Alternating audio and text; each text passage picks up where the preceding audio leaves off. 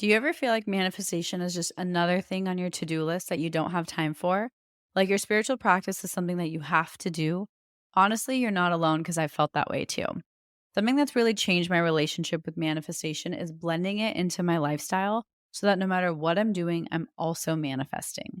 I call this manifestation as a lifestyle, and it's single handedly made the entire manifestation journey more enjoyable for me. And I've seen my desires show up with a lot more ease. Manifesting as a lifestyle has made manifestation go from feeling like a task to something I just naturally do because it's who I am. If you'd like to learn more about this, I've created a step by step guide for you. I'll link it in my show notes so you can check it out.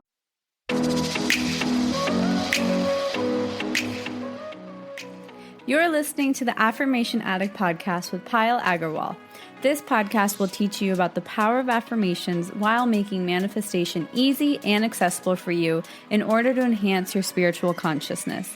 Thank you so much for being here, and I'm so excited to dive into today's episode. Actually, wait, before we get started, I wanted to check with you. Have you heard about my new app?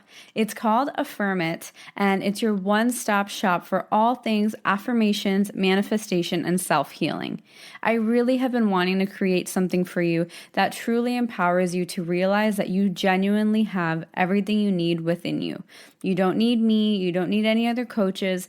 This app genuinely has everything you need to get that life that you've been trying to manifest. And it has gentle daily reminders, guided audio affirmations, sleep affirmations, affirmation reminders, and so much more good information, good energy, and so many things that I know will help you manifest your dreams. Because I'm so grateful for you, I'm actually offering you a free 7-day trial. And this is a genuine 7-day trial. That means you don't have to type in your credit card. You won't be automatically charged. There's no ads, and you get complete access to the app as if you've already subscribed to it.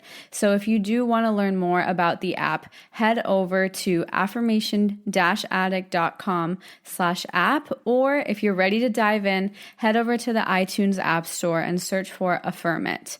The Android version will be coming soon, and as soon as it's ready, I'll be sure to let you know. Now we can officially dive into today's episode.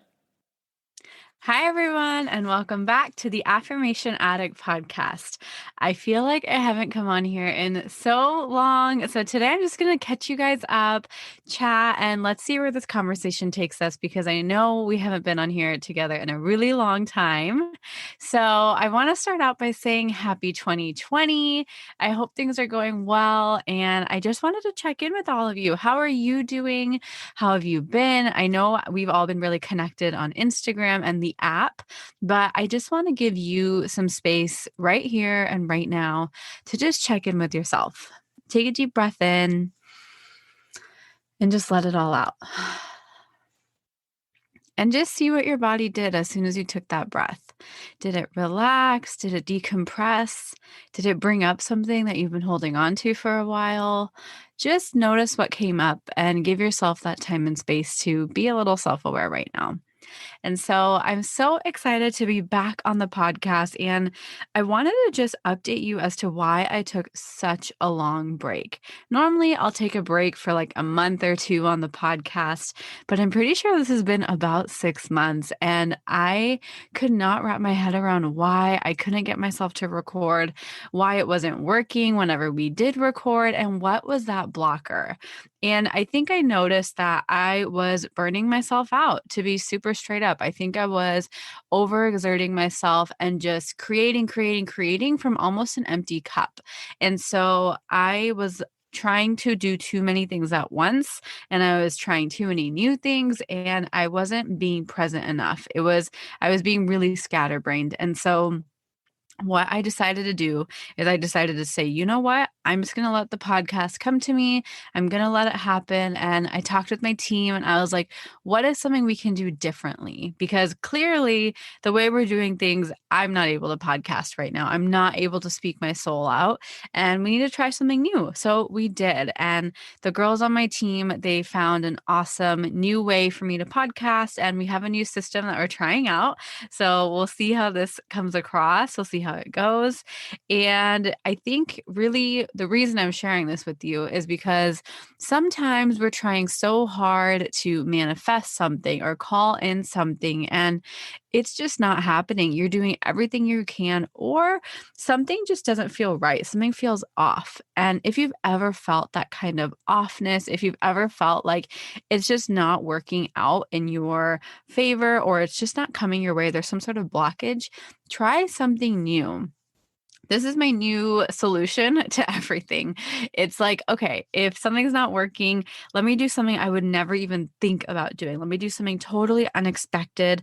Let me approach this with a totally different frame of mind, a totally different solution that doesn't come naturally to me. And it works. And obviously, now that 2020 is, or hindsight, I'm messing up my own phrases, hindsight is 2020. And so now that I look back on it, yeah, it makes total sense. Trying something new is literally creating space for your body. It's creating new energy. It's moving your cells around. It's moving your vibration around in a totally different way, meaning something totally different must happen. Because when we get stuck in these patterns and routines and these structured ways of life, those your body becomes very complacent to it and it becomes on autopilot. You start to kind of get very, very complacent. You start to think that everything is just the same. It's very neutral. That excitement goes away. And that's what I realized I accidentally did to myself with the podcast. I had a great system, weekly episodes. I would record it at the same time every week, and it was great.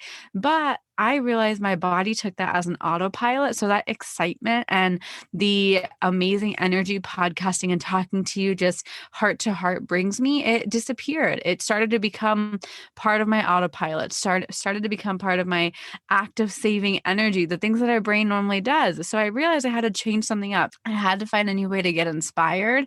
I had to find a new way to approach it. And so I think finally I can speak my heart out. And I also realized the effects of not being able to podcast and not being able to speak my heart out with you. It allowed me to self reflect. It allowed me to take my own learnings, to take my own journey, and it allowed me to reflect upon them in a way where I couldn't reflect for as long, see how long it takes to manifest something. I couldn't reflect the same way when I would share something new each week. And so that's another learning lesson for me, is that I have to give myself permission to really take in what I'm learning, take in my own life, because you guys know I will share anything and everything with you. The moment I find something new, I share it with you because you're my family. You're an extended version of me, and I want the best for you. And so if I'm experimenting with something, I want to share it with you. But I think one thing I need to be better about is giving myself, my body, my soul time to do that and then share it. I think I rush too much to share it too quickly.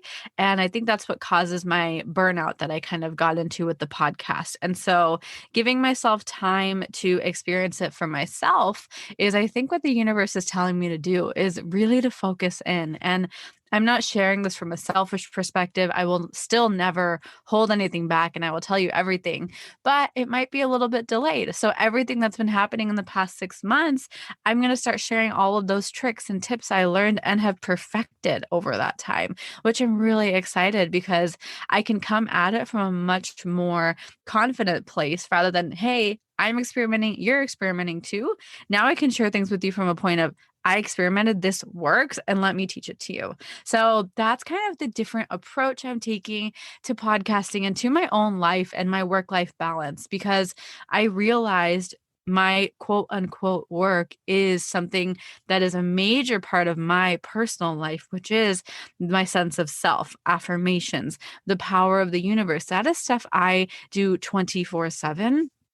And the fact that it is so beautifully incorporated in my work, I really blur those lines between work and life and work and just being with myself. And I really think these past 6 months have been a major learning curve for me to refigure that out, refigure out my dynamics between myself.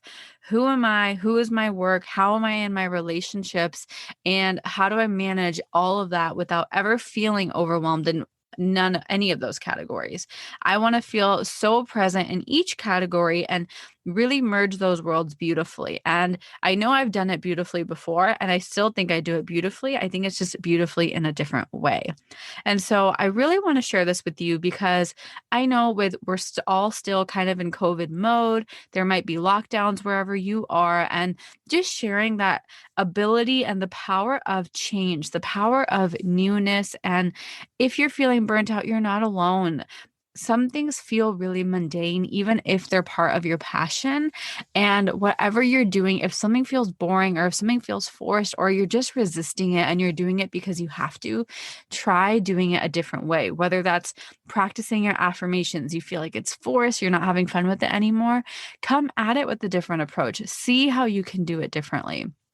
And whether it's something like journaling, you can't get yourself to journal every day. Maybe you need to buy a different journal. Maybe you need to place your journal somewhere else in your home or just experiment, try different things. And I think this is really such an ode to just the experimentation of life and coming at life and manifestation with the being okay with trial and error, not being so afraid of being right versus wrong. And so that's what I want to share with you. And I really, really hope this helps you. And I'm so, so grateful to just chat with you and be here. I know this is a shorter episode. I just wanted to chat, quick checkup, and we'll chat from there.